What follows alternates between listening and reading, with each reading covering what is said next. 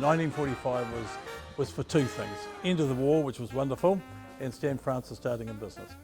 Dad was born in 1928, that was around the Depression days. He was the youngest of 10, did anything he could to get a bit of money. He was probably 16, had a 1-ton truck, and he had a contract with Thomas Borick buying and carting rabbits to their factory. And when he got his heavy traffic, when he was old enough, he got a 3-ton truck. It was 1949. Then he bought Takaraki Transport to move into general cartage. He then started doing some contracting work, was doing gravel, building roads, and that decided that it wasn't a bad lark. So he then sold Takaraki Transport and formed the new company, North Otago Road Metal, in 1955. There were 6 siblings. I'm the youngest boy, Murray's the oldest boy. Stan was very fair, very firm. It was a lot easier on me as a grandson than he was, say, on my father, Murray. He was a hard taskmaster. Quite a hard worker, so he expected good things as well. He expected a lot, but he got it. We had a lot of respect for him, and he had a lot of respect by the staff. My father always wanted me to go to university, but really I was only interested in driving trucks. 1970, most memorable days of my life. My wife would like to think it was when I got married, but actually really when I got my heavy traffic was probably the most important thing. I was just so excited, so proud. I've been waiting all those years to get a heavy traffic. Dad had learned his lesson a little bit with the older boys, so he tried to keep me away from the machinery. It lasted till I was about, I think maybe 10 or 11. I like diesel, I like machines. I've been working here all my life. Some of the milestones would have been the Twizel hydro projects in the 70s. But the making of North Otago Road Metal was when we got the Twizel contract in 1974, and that was to supply 750,000 tonne of filter sand, which went underneath the canals. It was a drainage material.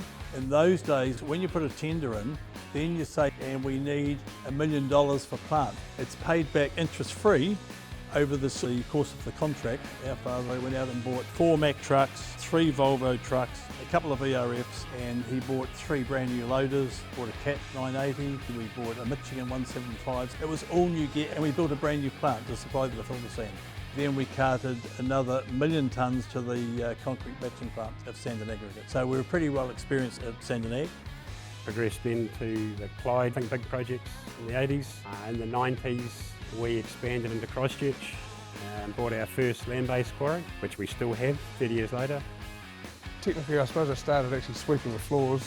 My first paying job was driving a loader at a Yolhurst quarry. Although I saw my grandfather struggling, I saw my father was stressed.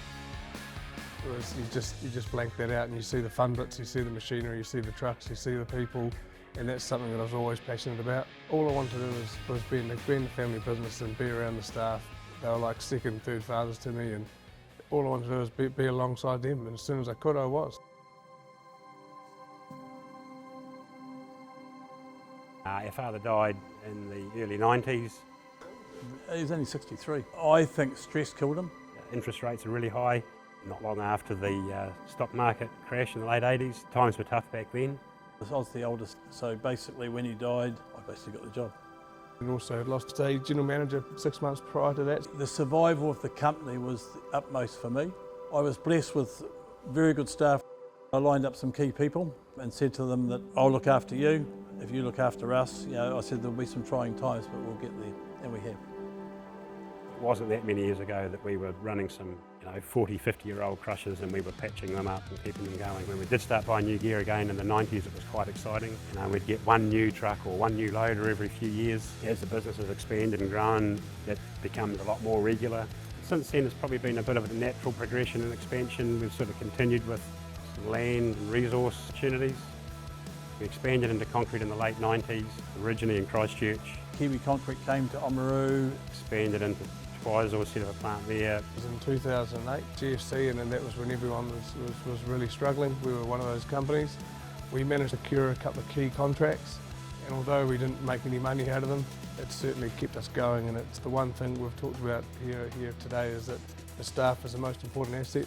The last thing we wanted to do is tell anyone they didn't have a job. I'm very proud of the fact that we didn't lay anyone off. We did go down to 4-day weeks.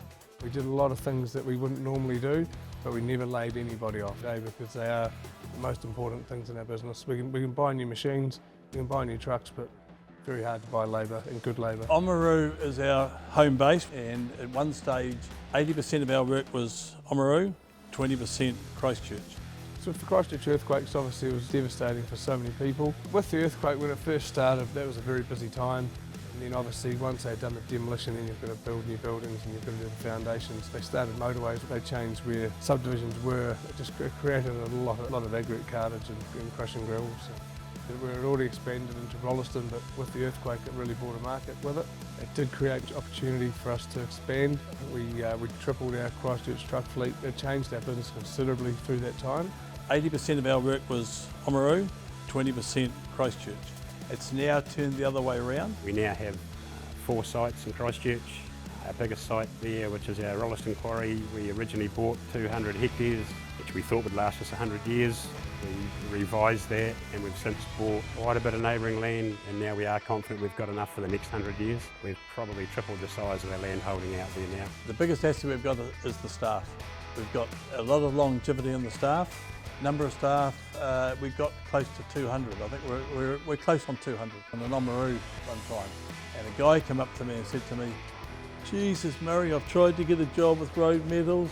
He said, "Is someone got to die there before you get a job there?" And I sort of thought about it, I thought, well actually, I said, you're not far wrong. Still a number of people that work for the company today that are employed by Stan. We've got people that have been here over 40, 50 years. Actually all of those guys were employed by Stan. A lot of very loyal staff. I think he expected a lot out of his team, but he looked after his team pretty good as well. I'd like to think that we've done the same thing as we've carried on business. The staff are the biggest asset for the business. You've got to make sure the customer's happy, the customer pays our wages, but we'll actually put staff before customers, because at the end of the day, if we're not putting our staff before the customer, we won't have any staff working for the customer. We run an Oamaru workshop in the Boulder Bar, and we've got a couple of trucks behind me. It's a couple of years old now, but we're extremely proud of it. We came from a wee tin shed from right beside the sea. And my grandfather's office, he used to have to wear a life jacket to work most days because he was so close to the sea. But anyway, here we are now in a new office and a new workshop facility. And Christchurch, we've also got a museum, and it's called the Stanley's Bar, named after my grandfather. It shows our culture and our heritage and where we come from. Very proud of all our fleet, both the trucks, and you see them driving down the road, our loaders, our crushing plants. That is a good achievement. We're pretty proud of that. When I drive down the street now and see a brown and white truck or a crushing plant going past, I feel exceptionally proud. You'll notice the gear's always clean, it's tidy. I think we're all on the same page that we're very appreciative of the people that have been part of doing it. We all just look after different silos of the business and all work together with one common goal, which is to be the best in the industry. For the future of Road Metals, Murray and I are aligned with this. Murray's goal was to get the company to 100 years. My goal was to make the next 100 years. And I think we're doing a pretty good job at setting the business up. Although Johnny and I are the owners, I still feel that it's the staff's company. Like again, a custodian, you might say. The way I see it, we're all part of a transmission. There's so many cogs in the gearbox going around. I'm only one of those teeth on the cogs. It's everyone else that makes the whole thing tick. I'm just so proud of everyone. I'd like to think we'll make another couple of generations through the business. The reality is this is our life. We don't really know anything different. We enjoy going to work, we enjoy dealing with the team, we enjoy helping the team, we enjoy our customers, our suppliers. The company motto, the company you enjoy doing business with is very true. Road Metals and Kiwi Concrete have got an extremely bright future compared to where I saw the business when my grandfather died to where it is now. The land-based holdings we own, the calibre of our staff, the quality of our gear, we're next level, and we're really shaping it up into the future for the next 2 or 3 generations.